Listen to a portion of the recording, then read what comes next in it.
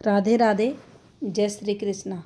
हथेली पर सती योग कैसे बनता है? सती योग क्या शुभ फल देता है ये किसी भी फीमेल के हाथ में? तो देखिए, कुछ इस प्रकार से हमारी हथेली पर बृहस्पति पर्वत रहता है।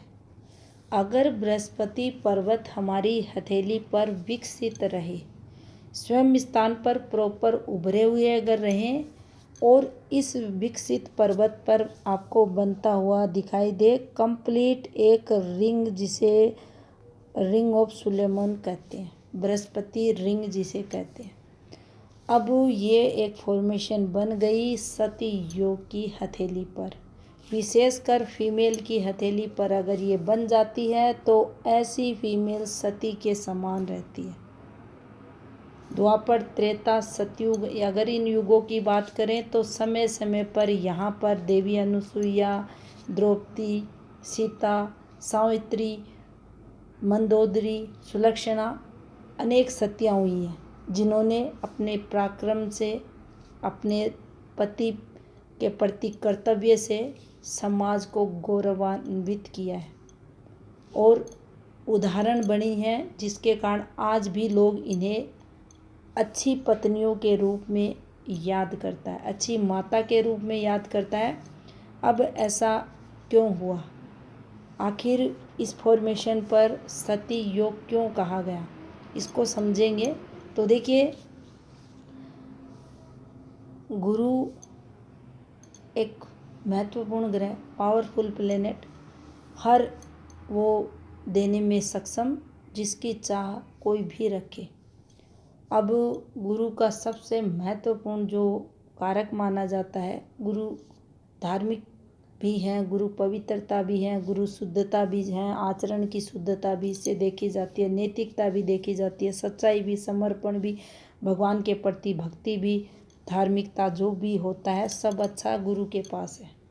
अब गुरु ऑलरेडी विकसित है तो उस फीमेल में मिलेगा जीव मात्र के प्रति दया वगैरह। अब यहाँ इस शुभता पर और ये डाल दिया गया, यानी गुरु के जो गुण थे वो 3 गुना और बढ़ा दिए गए।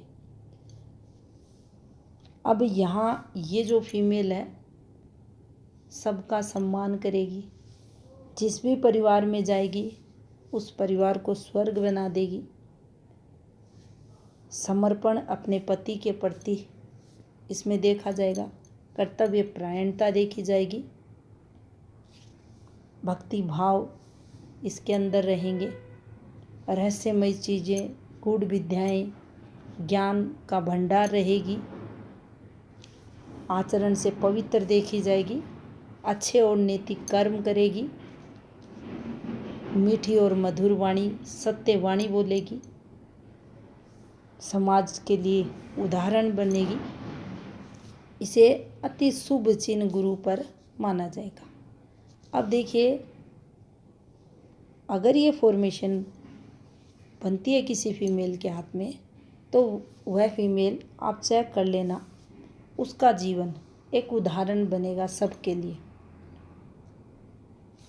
न्याय की मूर्ति रहेगी, क्षमा के भाव रहेंगे,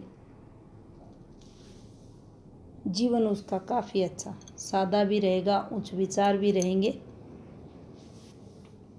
अब यहाँ पर अगर हम चलें, थोड़ा सा पीछे चलें और गुरु की पॉजिटिविटी को अगर धन धान्य से भी जोड़कर अगर देखें, क्योंकि जब भी गुरु स्ट्रॉन्ग रहता है तो संपन्नता को बताता है। ये जितनी भी देवियाँ हुई हैं जिन्हें पंचकन्या, पंच सतियों में गिना जाता है, देवी अनुसुईया जो अत्रि मुनि की पत्नी थी, उन्होंने बचपन जो था काफ़ी वैभव के साथ बीता, विवाह के बाद ब्रह्मचर्य को अपनाया। बाकी आप जितनी भी सतियाँ हुई हैं उनके कुल गोत्र अगर इनको देखते हैं तो ये काफ़ी संपन्न घरानों से थी और काफ़ी सुख भोग इन्होंने जीवन काल में किया। अब यहाँ आपके मन में ये भी विचार आता होगा कि वनवास सीता भी गई थी और द्रौपदी भी गई थी। तो देखिए ये समय का चक्कर रहता है, कभी ऊपर नीचे, ये हर जातक के जीवन में होता ही है। सावित्री के जीवन में भी ऐसे क्षण आए थे। देवी अनुसुईया की भी परीक्षा लेते समय ऐसे विपरीत क्षण आए थे।